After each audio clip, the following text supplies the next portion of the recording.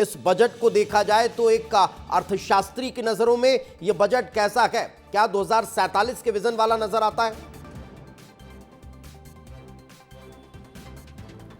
2047 के विजन तक तो खैर हम चल ही रहे हैं। इस बजट की खासियत यह है कि पहली बार वित्त मंत्री ने एक सीधा सीधा फाइनेंशियल कंसोलिडेशन एंड प्रोग्रेशन, दोनों जिसको हम अर्थशास्त्र की भाषा में कहते हैं, वो दिया है।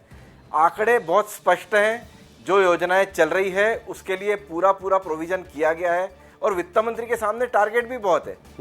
देखिए, सिंहस्थ 2028 बिल्कुल सामने है। इसके बाद हमको एक ही बजट मिलने वाला है उनको, यदि कोई नई परियोजना जोड़नी है, उसमें कोई आवंटन बढ़ाना है तो। इसलिए उन्होंने कुल जो इंफ्रास्ट्रक्चर बजट है उसका करीब 10% सिंहस्थ मद में रखा है अलग से, क्योंकि वो परियोजनाएं हमको टाइम बाउंड अंदर खत्म करनी है। वैसे एक आप दूरगामी निर्णय देखिए, 8000 करोड़ का प्रोविजन है मेट्रो प्रोविजन के लिए। इंदौर भोपाल में मेट्रो चल रही है, जबलपुर में मेट्रो अब आएगी, भले ही वो सेंट्रल नॉर्म्स के हिसाब से अभी थोड़ा आगे पीछे हो, हमें उससे फर्क नहीं पड़ता। जबलपुर हमारा बहुत इंपॉर्टेंट शहर है और जबलपुर शहर मेट्रो के लिए तैयार है। वहाँ फ्लाईओवर और रोड का डेवलपमेंट इंदौर भोपाल से थोड़ा आगे है। तो अब जबलपुर के लिए मेट्रो आएगी और जबलपुर को मेट्रो डेवलपमेंट में जोड़ लिया गया है। ये एक बहुत बड़ा स्टेटमेंट है, भले ही उसके लिए बजट प्रोविजन बहुत ज्यादा नहीं। मतलब रेवेन्यू एक्सपेंडिचर के अलावा इस बार सरकार ने इस पर फोकस किया गया कि कैपिटल एक्सपेंडिचर बढ़ाया जाए, ताकि दूर और लंबी दूरी का जो इन्वेस्टमेंट है वो प्रदेश में विकास को बढ़ाता हुआ नजर आएगा। कैपिटल एक्सपेंडिचर बढ़ाना तो एक नेचुरल प्रोसेस है, क्योंकि परियोजनाएं ऑलरेडी चल रही हैं। जो परियोजनाएं चल रही है वो जिस स्टेज पर पहुंची है वहां तक आपको प्रोविजन करना पड़ेगा। अब आप उससे पीछे नहीं हट सकते, अदरवाइज वो परियोजनाएं अधूरी रह जाएगी। और राज्य सरकार का ऐसा कोई ऑब्जेक्टिव नहीं है, तो आपको जितना डिमांड है परियोजना का उसके हिसाब से अब प्रोविजन करना पड़ेगा। यही 2047 मिशन का भी एक पार्ट है। बिल्कुल, और वो शायद किया गया है, ऐसा आपको लगता है? मैं एक कमेंट हमारे दोनों राजनीतिक का जो प्रतिनिधि हैं उनका भी ले लेता हूं। यशपाल जी, आपकी नजरों में इस बार का बजट कैसा है? कितने नंबर्स दे रहे हैं आप बजट को? दीपेश जी, मैं कुछ बोलता उसके पहले आपकी रिपोर्ट में आपने जिस प्रकार से दिन भर के बजट की प्रतिक्रियाओं को विस्तार से बताया है, और आपकी इस डिबेट में हमारे साथ कांग्रेस के साथ एक निष्पक्ष व्यक्ति बैठे जो अर्थशास्त्री है, कुटुंबले जी की अपनी जो टिप्पणी थी उसी का सार है कि ये दूरगामी बजट है। और जगदीश देवड़ा जी ने, वित्त मंत्री जी ने जो बजट पेश किया है वो बहुत लॉन्ग टर्म का बजट है मुख्यमंत्री डॉक्टर मोहन यादव जी के दिशा और निर्देश पर, और उन्होंने इसको दूरगामी बताते हुए परिणाम मूलक बताया है। और देखिए, हम ये भी कहना चाहेंगे कि जिस प्रकार से कुटुंबले जी ने कहा है, मैं भी इसको नोट करके बैठा था कि सिंहस्थ के काम रुके नहीं, थमे नहीं, क्योंकि 2028 में वो कंक्रीट काम, वो योजनाओं के स्थायी काम जो 13,851 करोड़ का बजट में सन्निहित किया है। मुझे मालूम है पिछले सिंहस्थ के दौरान जब मैं विधायक हुआ करता था और दीपेश जी जब बजट आता था तो 200, 400, 500 करोड़ का टोकन एक अमाउंट बजट में रखा जाता था, लेकिन इस बार 13,851 करोड़ का बजट रखा है। दीपेश जी, मैं ये भी बताना चाहूंगा कि स्वास्थ्य विभाग में 23,760 करोड़ रुपए, सिंहस्थ में 13,851 करोड़, नगरीय विकास में 21,760 करोड़, ग्रामीण विकास में 40,000 करोड़ और लाडली बहना में 23,000 करोड़।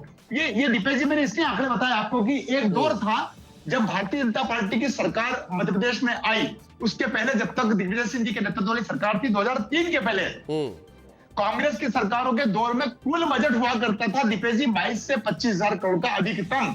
लेकिन 2003 के बाद जो बजट इंक्रीज हुआ है और एक विभाग का वो बजट जो कांग्रेस के समय का मूल बजट हुआ करता था, पूरा प्रदेश उससे संचालित होता था, उसको लेकर हम आगे बढ़ रहे हैं।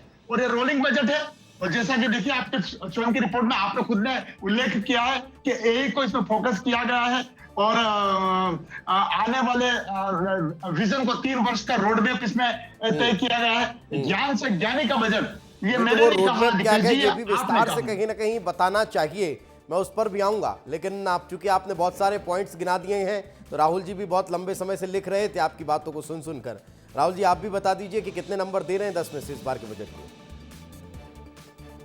देखिए दीपेश जी, कोई भी बजट किसी भी सरकार का जो होता है वो केवल एक आय व्यय का दस्तावेज नहीं होता है, वो एक आईना होता है कि सरकार असल में किसके साथ खड़ी है। हमारे भाजपा के पूर्व विधायक जी ने बहुत अच्छी अच्छी बातें कही, हमने सुबह से बजट का पूरा भाषण भी सुना। मैं बहुत सरल तरीके से, क्योंकि दर्शक ग्रामीण अंचल का भी बहुत देखता है आपके इस चैनल को, और मैं खुद किसान हूँ, ग्रामीण अंचल से आता हूँ, और ये कह भी रहे हैं कि कृषि वर्ष है। मुझे तो इनसे केवल ये जानना है कि आज वक्तव्य में आपने कहा कि साहब हमने इतना करोड़ का बजट प्रस्तुत किया, पिछली बार 4,21,000 करोड़ का, आज आपने खुद कहा 4.38 का, आप कह रहे थे कि हम 4.65 का लाएंगे। इसमें जो कर्ज का आंकड़ा है वो राज्य सरकार पे लगभग बढ़ के 4,94,000 करोड़ का हो गया है। और आरबीआई की एक रिपोर्ट जो 2-3 दिन पहले आई थी वो कह रही थी कि देश भर के जो कर्ज है उसमें मध्य प्रदेश बहुत आगे है, और इसी कारण मध्य प्रदेश का 5.30 यानी 5,30,000 करोड़ आरबीआई ने आंकड़ा दिया है। अब मैं बहुत साधारण गणित समझना चाहता हूं। आपने कहा कि साहब हम तो हिसाब किताब से कर्ज ले रहे हैं, लेकिन ये कैसी सरकार चल रही है कि आप एक तरफ ये कह रहे हो कि हम डेवलपमेंट करेंगे दीपेश जी, लेकिन कर्ज लेके आप कितना डेवलपमेंट करोगे, चुकाएगा कौन? अगर एक सामान्य भाषा में मैं समझूं कि व्यक्ति अगर 30,000 रुपये प्रति माह कमाता है और उसके घर का खर्चा 35,000 है, तो वो 5,000 ज्यादा खर्च कर रहा है, तो उसकी गाड़ी की ईएमआई, बच्चों की फीस कहां से देगा?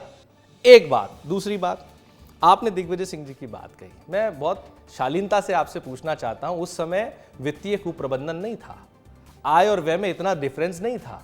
20,000 करोड़ के कर्जे पे कांग्रेस पार्टी हमारी सरकार चली गई। आज उससे ज्यादा तो हमें ब्याज देना पड़ता है। हमारे अर्थशास्त्री बैठे हैं, वो मुझे बताया कि किसी भी संस्था में अगर हमें ऐसी नौबत आ जाए कि हमें कर्ज का ब्याज चुकाने के लिए भी कर्ज लेना पड़े, तो ये कुप्रबंधन है या प्रबंधन है? इसके अलावा मैं उनसे ये भी पूछना चाहता हूं, मैंने सुना जगदीश देवड़ा जी ने ये कहा कि हम 32-33 लाख करोड़ के निवेश के एमओयू साइन हुए बीते 2 वर्षों में और 8,65,000 के करोड़ जमीन पे आए, जबकि आंकड़ा सरकार की रिपोर्ट का यह कहता है कि 3% ही जमीन पे आए। तो साहब जो 26 लाख रोजगार का वादा था, जो जवाब आपने कल विधानसभा में दिया कि हम 25 लाख के करीब बच्चे बेरोजगार हैं, तो उनको रोजगार क्यों नहीं मिला?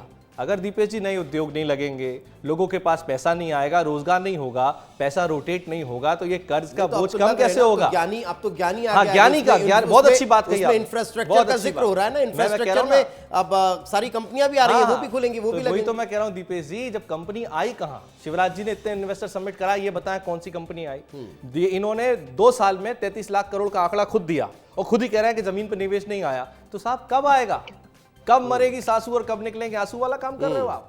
भाई साहब मैं तो हाथ जोड़ के पूछ रहा हूं, मुझे सीधा जवाब आप ये दे दीजिए, जितने आपने प्रावधान किए हैं पिछले 2025 के बजट में, क्या वो जमीन पे आए? चलिए एक कमेंट सिसोदिया साहब आपका मैं चाहूंगा, राहुल जी के जितने तमाम सवाल है उनका जवाब दे दीजिए, फिर कुटुंबले जी आपके पास आ रहा हूं। राहुल जी भाभी जी नाराज हो जाएंगे, सासू जी को मरने की बात मत करो, आप शाम को खाना खाना है। लेकिन आप मुझे मरेगी सासू और कब आएंगे आंसू? अरे आप अपनी सासू के बारे में तो ठीक बोले, शुभकामना, शतायु हो दीर्घायु हो। दीपेश जी मैं कहना चाह रहा था आपसे कि ब्याज समय पर सरकार चुका रही है, चुकाती है। वे कौन सी सरकार ऐसी है भारत में जो ब्याज लेकर के, कर्ज लेकर के और इंफ्रास्ट्रक्चर पर, योजनाओं पर खर्च नहीं करी? हमारी सरकार ने ब्याज लिया है तो तनख्वाह बांटने के लिए नहीं लिया है।